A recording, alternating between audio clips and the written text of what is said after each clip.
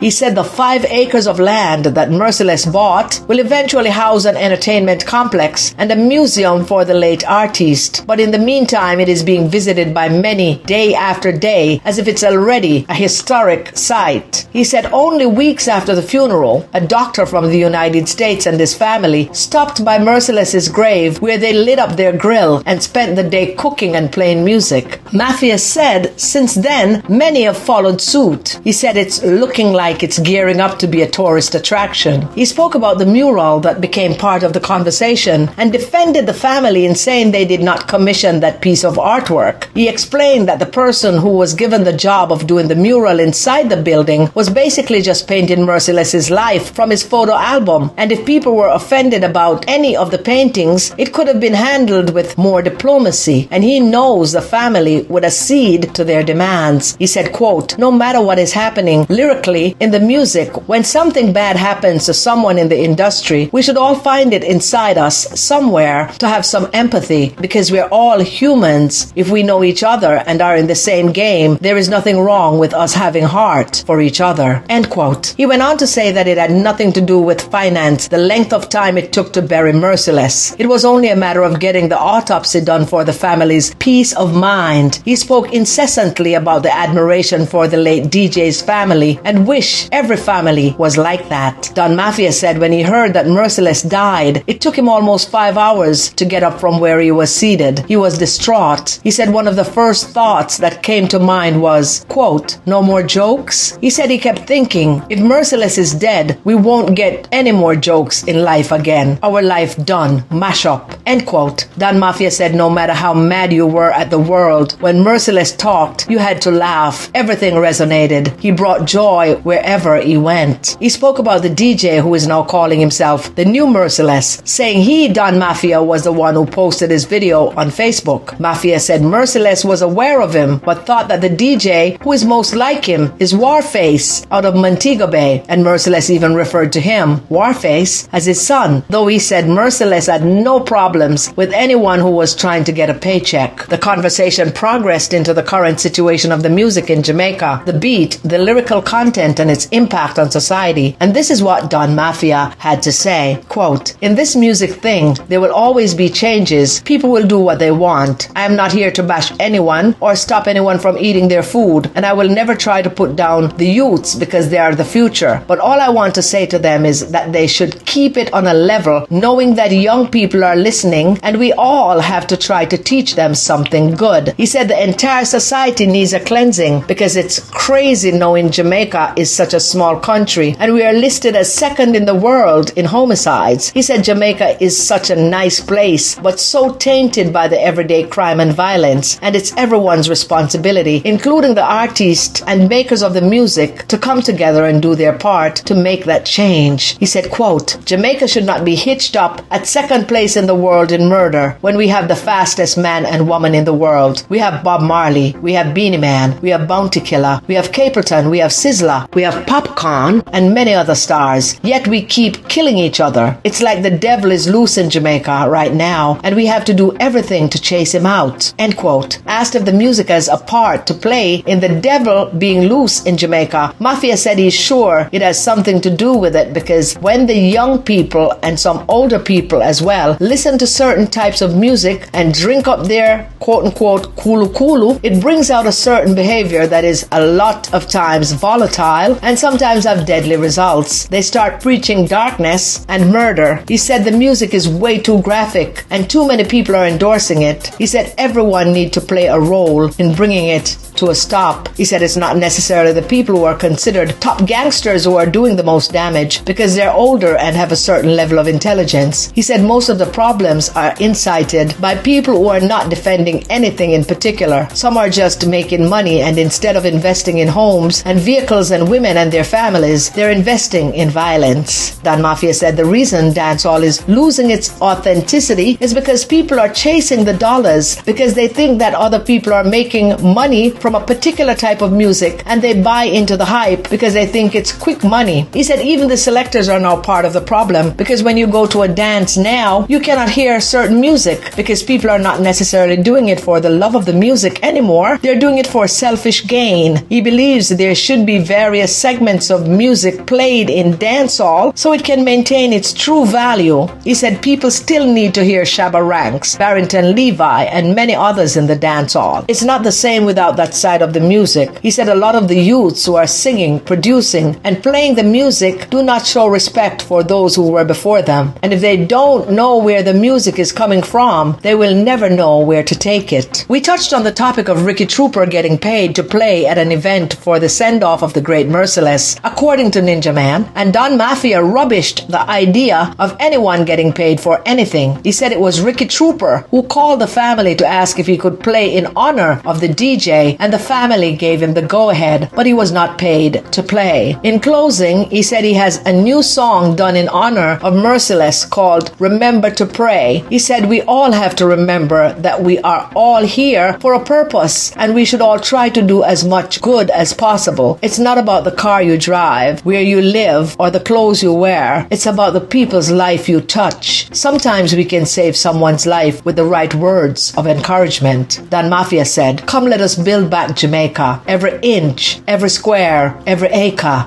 I'm Jojo Mac, aka Pistol Buzz, and that, my friends, was The Buzz. That was The Buzz, your music news update for the latest on your favorite artists and more. Sponsored by JojoMacMusic.com.